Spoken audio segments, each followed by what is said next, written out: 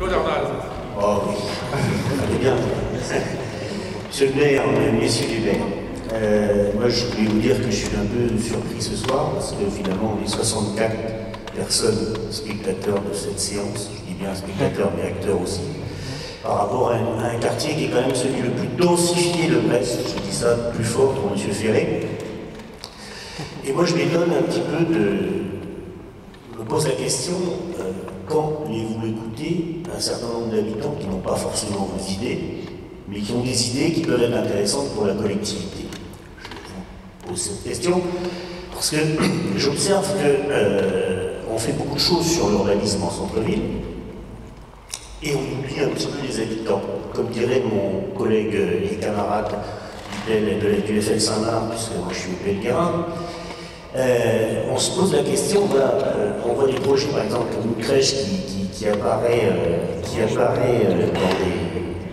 à la place d'une maison de retraite. Nous, dans le quartier, on voit un projet, un appel d'offres pour réutiliser un immense espace urbanisable qui s'appelle le centre Mathieu Donard. Et on s'inquiète de savoir que la ville ne s'intéresse pas à ce projet, parce que c'est quand même un lieu dédié à l'enfance depuis des années.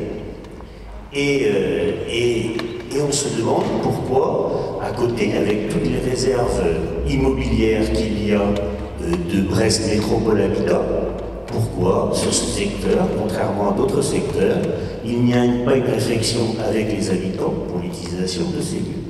Enfin, il y a une chose, il y a une volonté, une écoute qu'on aimerait bien avoir aussi. Moi, je le dis en tant qu'habitant du quartier. On nous a parlé très longtemps d'un passage vert entre le centre-ville et le secteur Saint-Martin, qui comporterait bien sûr l'avenir. Et on s'interroge parce qu'aujourd'hui, les gens qui font vivre le site intelligemment, je dis bien en pesant mes mots intelligemment, même si ça vaut des pleurs à certains, ne voient personne les rencontrer et on s'interroge. Voilà.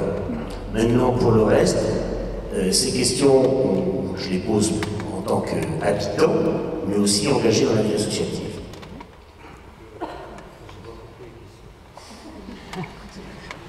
Je n'ai hélas pas décelé véritablement une question pour répondre, mais par rapport à je pense que la question de Claude doit concerner essentiellement l'idée de la crèche sur la salle de l'avenir, éventuellement, sur cet espace. Non. Enfin, est-ce que tu peux être un peu plus clair? Je suis désolé. Les autres projets, justement, d'urbanisme sur l'avenir, c'est toujours pas réglé, ça. Les projets d'urbanisme sur les... Oui, donc le projet d'urbanisme, puisque tu es membre du CA du Pellegarin, je suis venu vous voir pour vous annoncer qu'il y avait cette idée de permettre à une association d'ouvrir une crèche sur cet espace-là, qui est aujourd'hui avec une utilisation sous le regard d'un collectif. Donc les membres du CA de Pellegarin n'ont pas émis des idées ou des avis différents ou contre. Je l'ai déjà évoqué avec les membres de bureau de conseil consultatif de quartier de Brest-Centre. L'avis des membres du conseil consultatif était, d'après ce que j'ai entendu, favorable. Donc voilà, Paris ne s'est pas fait en un jour. On fera sans doute aussi sur cet espace quelque chose dans les mois ou dans les années qui viennent.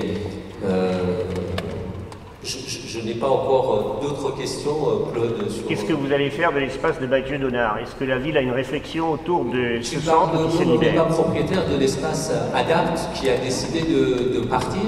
L'espace ADAPT qui se trouve entre Mathieu Donard et Boileau, c'est un espace assez vaste.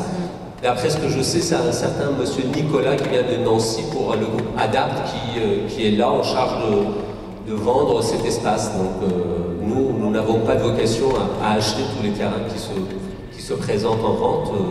On n'a aucun projet, si je ne me trompe pas, sur cet espace. C'est un peu le problème de ne pas avoir de projet. C'est un peu le problème.